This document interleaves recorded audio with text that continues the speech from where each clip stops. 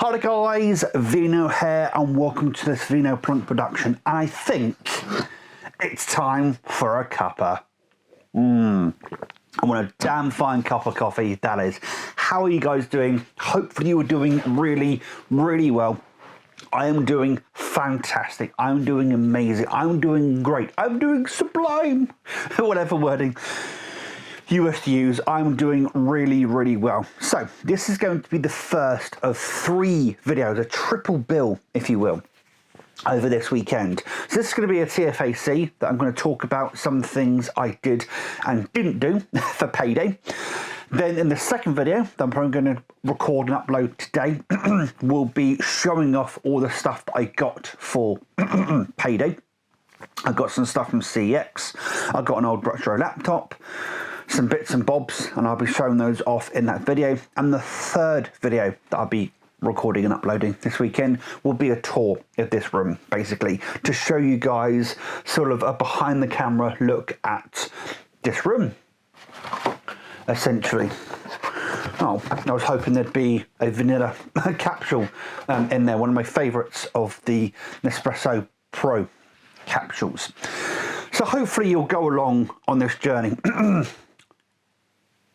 this weekend, guys. This is sort of inspired by, in a sense, Mr. Who's the Boss's Aaron's most recent video, where he is now moving from his family home in Nottingham to move to London to be with his wife and to carve out their own life, basically, because in their culture you live in your parents' house until you get married, and then when you get married you fly the coop, as it were, fly the nest and make a nest of your own elsewhere. And that's exactly what he's doing.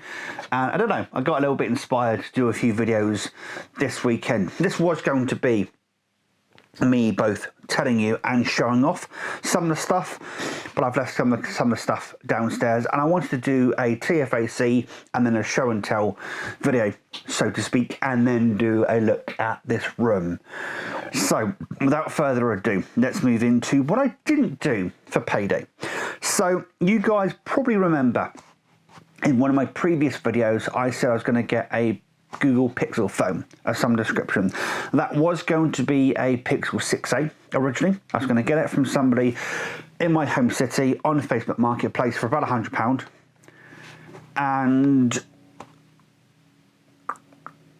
I messaged the individual, and when I first messaged them, they seemed quite receptive, quite responsive, that's the word, when it comes to replying back to my messages. However, as time went on, they got less and less responsive, essentially.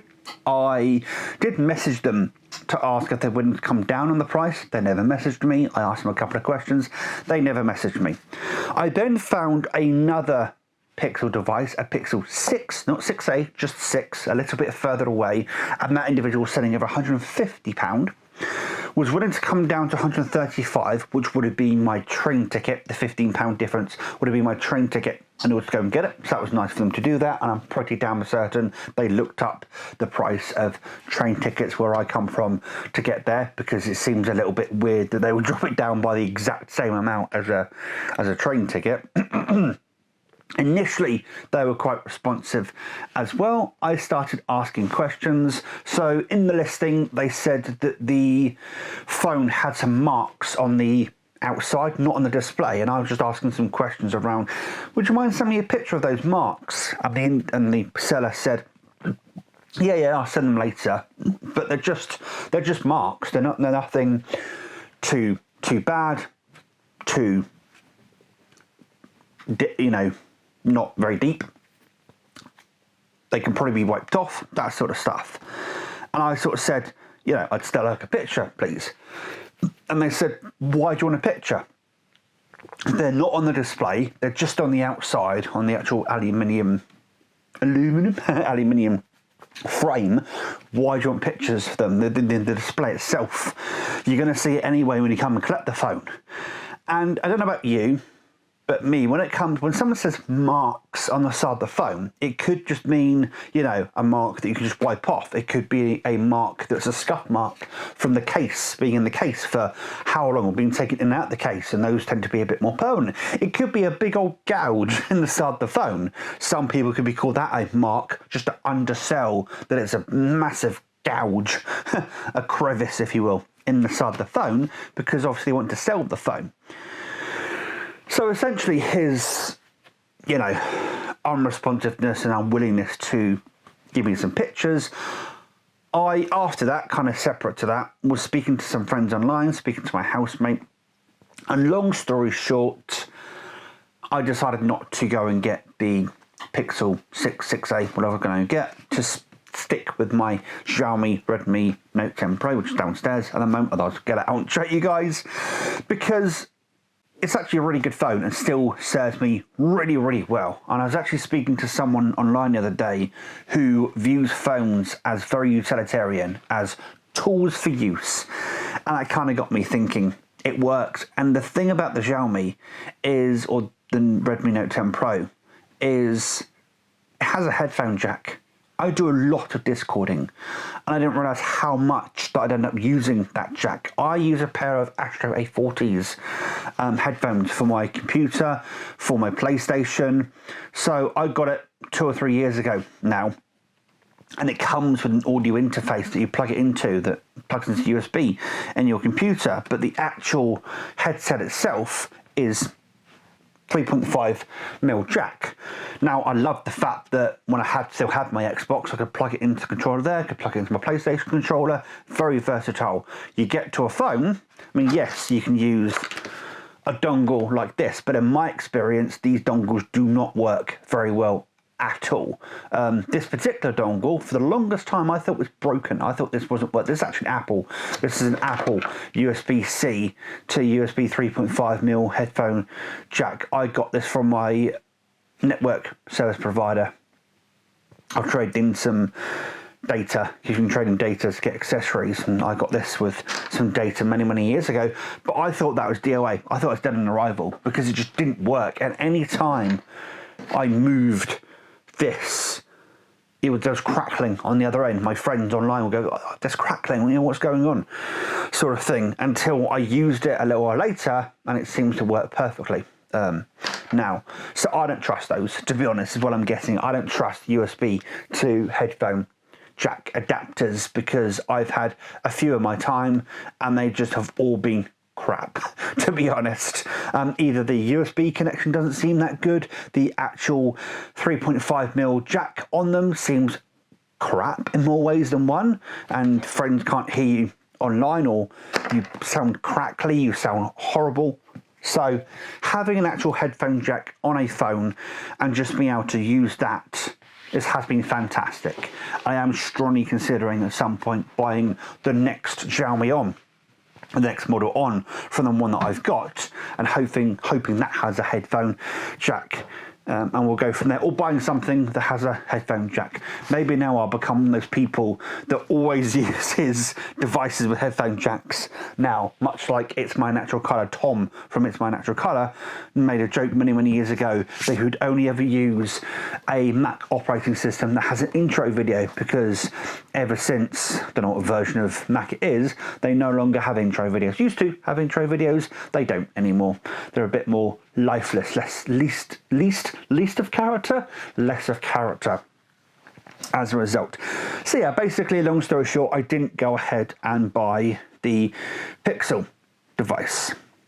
The other thing I didn't go ahead and buy, and it's a bit more sadder, is the Martha is Dead Collector's Edition, because it's sold out. Wednesday afternoon into Wednesday evening, there were 2 available, and I kept checking every couple of hours on Amazon to make sure it still had 2 available. And then about, trying to think when, 5, 6 o'clock-ish maybe, went down to 1 in stock.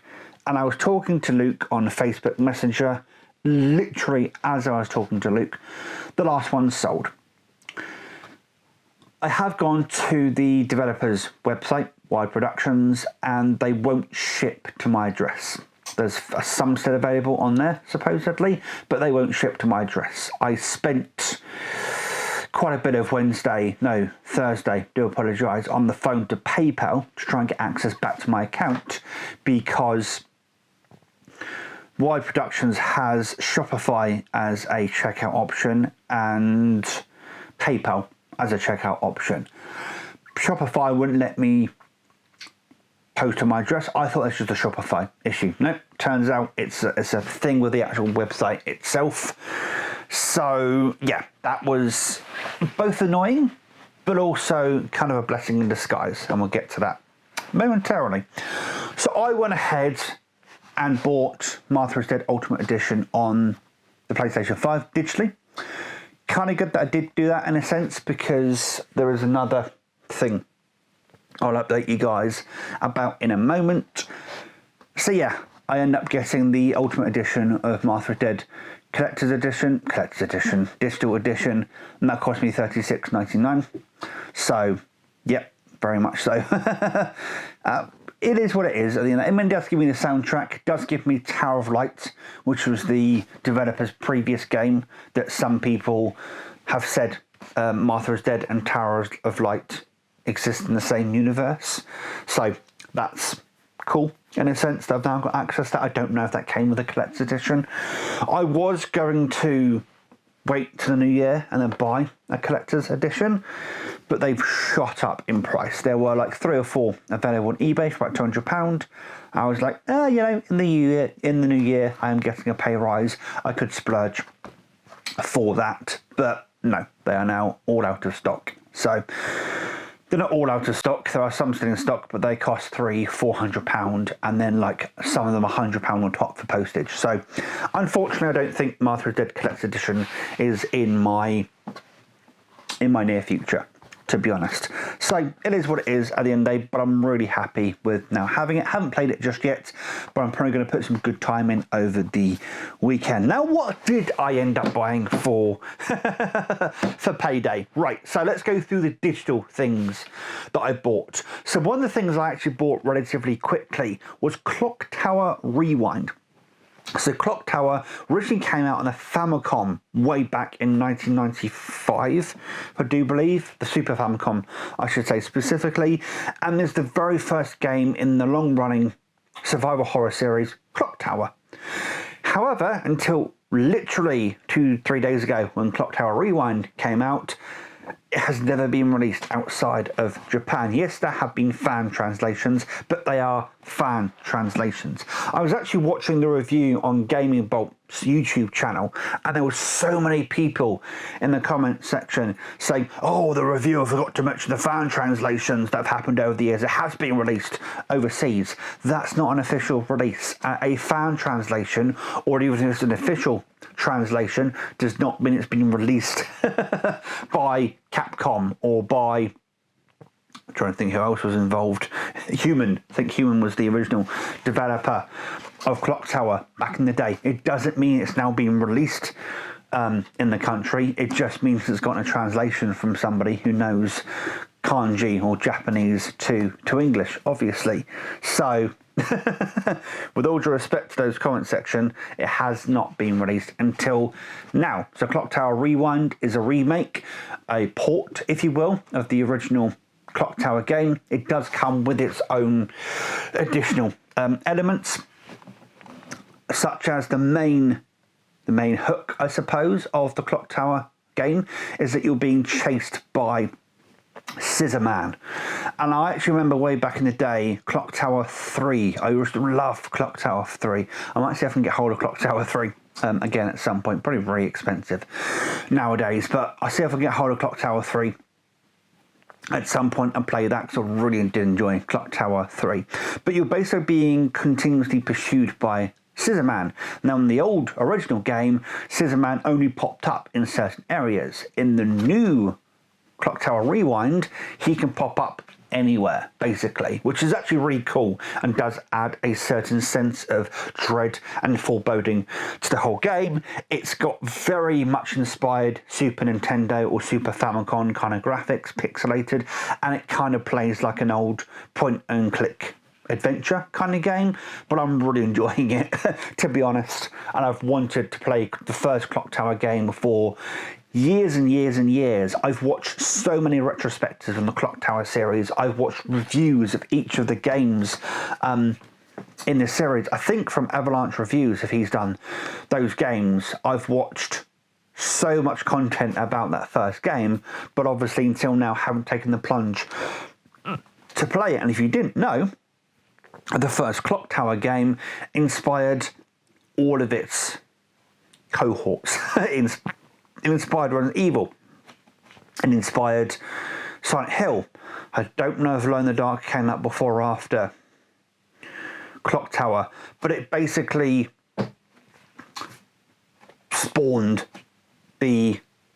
all of its brethren. Yes, it was Resident Evil that coined the term survival horror, and then of course it became its own genre, but Clock Tower was kind of there at the beginning. The only other game that I can think about that's a huge inspiration for everything that came forward is a game called House. I think it's called House, which is another Famicom horror game, Super Famicom horror game that heavily inspired Resident Evil, to the point where I think Capcom went back and bought the rights to House. It's either House or Home, something like that. Anyway, they went back and bought the rights to that game, and I really hope at some point that Capcom do re-release it on modern and Western hardware, because again, it's never been released overseas. Home has always been a Japanese only release, so maybe now that they've done Clock Tower Rewind, if that does really well, hopefully they will also bring House or Home, whatever it's called,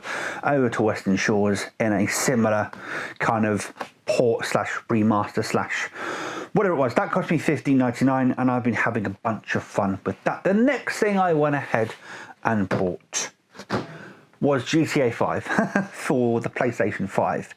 So I've had the PlayStation 4 digital version of GTA 5 for donkey's years at this point.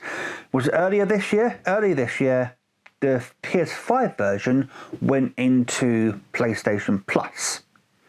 I thought when it came to PlayStation Plus that once the game comes into PlayStation Plus and you then add it to your library, you get it for life, basically. Not exactly. Doing some research on Reddit and some other places, turns out that the monthly games that they give you, that's correct. That's exactly how it works. The other games that they add to the extra and the premium tier now, no. And it's still up to the publisher. If the publisher don't want you, if they want to remove the game from the service, they can still do so at any moment. So obviously Rockstar, 2K, whoever it is, decided to remove GTA 5 from PlayStation Plus. I no longer have it, or had it rather, and there was this really weird thing where I couldn't access my PS4 version of the game, so I just went ahead and paid £16.79 or 75, what it was, to buy the PS4/PS5 cross-gen edition. It gave me GTA Online, and I've been playing that for the last few days, having a bunch of fun. Glad that I have GTA 5 back in the collection, so to speak, available to play. Yeah, really happy about that. There's another digital game I might be buying, which is Astronauts for the PC, but we'll see where that goes. Oh yeah, I did buy a double pack of Carry On and Butcher. Played a lot of Carry On the other day. Still need to look at Butcher, but that was like £4.17 on Steam because there was a bundle deal on the two of those because they're by the same developer. So I went ahead and got those. Did I buy anything else digitally? I think that's all for the digital purchases for now. There's probably going to be some more later in the month. Let's move on to the physical purchases. So my housemate, also my father, transferred my birthday money when we got paid, basically. So I had a CX voucher. I went down to CX with that voucher and I bought some Dragon Ball Z stuff. So I bought the movie collection, Dragon Ball Z movie collection on Blu-ray. I bought seasons 1 and 6 randomly on Blu-ray because that's what my local one had. And I bought the Dragon Ball Super Broly film on Blu-ray as well, and I bought 2 256 gig SSDs that I'm going to be put into a couple of older laptops that I have, so they'll be showing up on the channel very shortly. And then the last thing that I got physically was the gentleman dropped round the laptop, the compact Presario 1926 1926 is actually a really nice specimen of a laptop, and there'll be a much more in-depth video on that at some point in the near future, but I think that's it for now. Ironically, as I record this video, I'm going to be going down to CX to trade in a bunch of stuff in order to get a voucher to go and get more Dragon Ball Z Blu-ray sets. How ironic. But there you go, that's the first of a triple bill of videos that I'll be recording this weekend. Until the next video, guys, where I physically show off the stuff that I physically got. I'll see you in the next video. Until next time, guys, take care and enjoy the rest of your day. Ta-ra.